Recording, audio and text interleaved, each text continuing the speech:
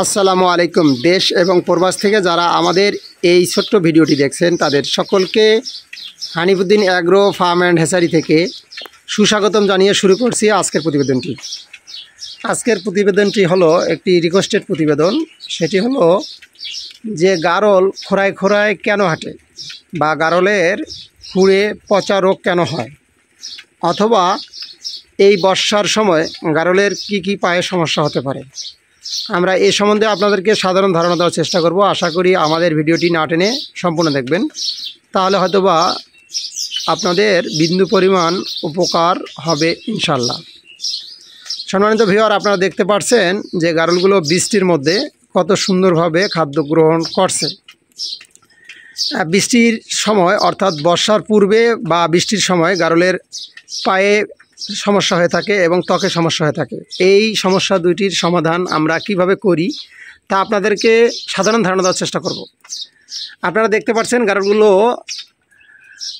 ধান ক্ষেতের ধান কাটার পর যে কাদা পানি এবং ময়লা পানি বৃষ্টিতে জমেছে বন্যা আসার পূর্বে, এবং এখানে অনেক ঘাস জন্মগ্রহণ করেছে। এই ঘাসগুলো গারল পানিতে নেমে খাদ্য হিসেবে গ্রহণ করছে। এই খাদ্যগুলো গ্রহণ করতে হলে গারলকে বেশিরভাগই কাদা পানির মধ্যে চলতে হয়। যেহেতু আমরা সকালে ঘন্টা 2.5 থেকে 3 ঘন্টা এবং বিকেলে 1 থেকে 1.5 ঘন্টা অথবা 2 ঘন্টা এই চরণভূমিতে চড়িয়ে এই কাদা ময়লা পানির মধ্যে বর্তমান আমরা গারলগুলো খাদ্য গ্রহণ করাচ্ছি। এতে যে সমস্যাটি হতে পারে, চুয়াডাঙ্গা থেকে তুহিন ভাই জানতে চেয়েছেন যে তার গারলের অনেক সমস্যা বিশেষ করে পায়। অর্থাৎ আমাদের মতন এরকম যদি চরণভূমিতে আপনারা চড়িয়ে গারল খাদ্য গ্রহণ করান, তাহলে গারলের সাধারণত পাগুলো নরম থাকে এবং পায়ের খুর যদি কাটা না থাকে তাহলে খুর বড় হলে এই গ্যাপে গ্যাপে মাটি ঢুকতে পারে, যার কারণে ওই খুরটা এখানে পচন সৃষ্টি হতে পারে এবং পুঁজ হতে পারে, যার কারণে গারল খুঁড়ায় করে হাঁটবে এবং গারলের সাধারণত জ্বর আসতে পারে। কোনো এক সময় এটি খুরা রোগের লক্ষণ এর মতন হবে। আসলে গারলের খুরা রোগ খুব কম হয়। তারপরও এই বর্ষার সময় যদি আপনারা গারলকে খুরা রোগের ভ্যাকসিন দিয়ে রাখেন, তাহলে গারলের কিন্তু খুরায় খুরায় হাঁটার বা খুর পচা রোগ হওয়ার সম্ভাবনা খুব কম থাকে। সবচেয়ে জরুরি হলো যে গারল খুরায় খুরায় যদি হাঁটে অথবা না হাঁটে, তার পূর্বে আপনারা গারলের খুর ভালোভাবে কেটে দিতে হবে। যদি কোনো গারলের খুর নষ্ট হয়ে যায় বা পচে যায় বা জ্বর আসে গারলের, তাহলে ওই বাড়ন্ত অংশটুকু অবশ্যই কেটে দিতে হবে এবং পটাশ পানি দিয়ে ধোলাই করতে হবে। এমনভাবে কাটতে হবে যাতে ওর মাটি যতদূর পর্যন্ত প্রবেশ করিয়েছে অথবা কাদা যতটুকু পর্যন্ত প্রবেশ করেছে অতটুকু পর্যন্ত পরিষ্কার করতে হবে। এর নিয়ে আমাদের চ্যানেলে 2টি ভিডিও দেওয়া আছে। যাদের আমাদের এই চরণভূমির ভিডিও দেখে যদি বুঝতে আপনাদের সমস্যা হয়, তাহলে আপনারা ওই ভিডিও 2টি অবশ্যই দেখে আসবেন। আশা করি আমাদের মতন যদি আপনারা চরণভূমিতে চড়ান, তাহলে অবশ্যই আপনাদেরকে গারলের খুর কেটে দিতে হবে ভালোভাবে। তা না হলে কখনোই এই বর্ষার কাদা পানি ময়লা পানিতে গারল আপনারা সঠিকভাবে রাখতে পারবেন না।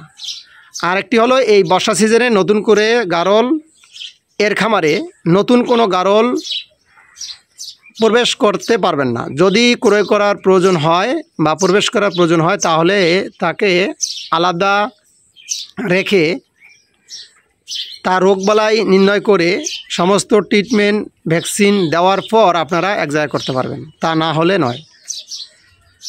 অবশ্যই আপনারা এই বর্ষা সিজনে বাজার থেকে গারল ক্রয় করা থেকে বিরত থাকবেন।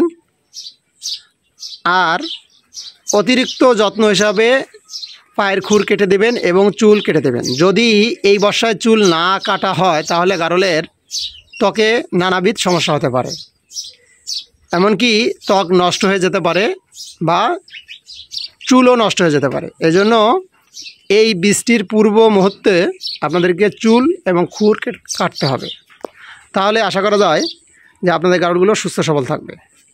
আপনারা দেখতেছেন বৃষ্টির মধ্যে একটি চরণভূমি। বৃষ্টির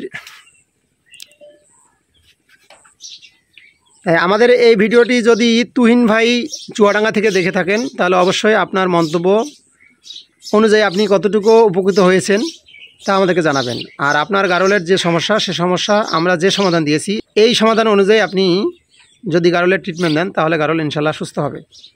যদি কোনো গারলের খোঁড়ায় খোঁড়া হাঁটে তাহলে অবশ্যই তার খুর কেটে দিতে হবে। পাশাপাশি গারলকে কিছু ব্যথানাশক ঔষধ আপনাদেরকে প্রয়োগ করতে হবে, তাহলে গারল সুস্থ সবল হবে। আশা করি আমাদের এই ভিডিও দেখে আপনারা উপকৃত হয়েছেন। যদি উপকৃত হয়ে থাকেন তাহলে অবশ্যই আমাদের চ্যানেলটি সাবস্ক্রাইব করবেন আর লাইক দিতে ভুল করবেন না। আর এর পরবর্তীতে আপনারা কোন বিষয়ে ভিডিও দেখতে চান সে বিষয়ে আমাদেরকে কমেন্ট করে জানালে আমরা ওই বিষয়ে ভিডিও তৈরি করার চেষ্টা করব। আশা করি ওই পর্যন্ত আমাদের সঙ্গে থাকবেন। সকলে ভালো থাকুন, সুস্থ থাকুন। আসসালামু আলাইকুম ওয়া রাহমাতুল্লাহি ওয়া বারাকাতুহু।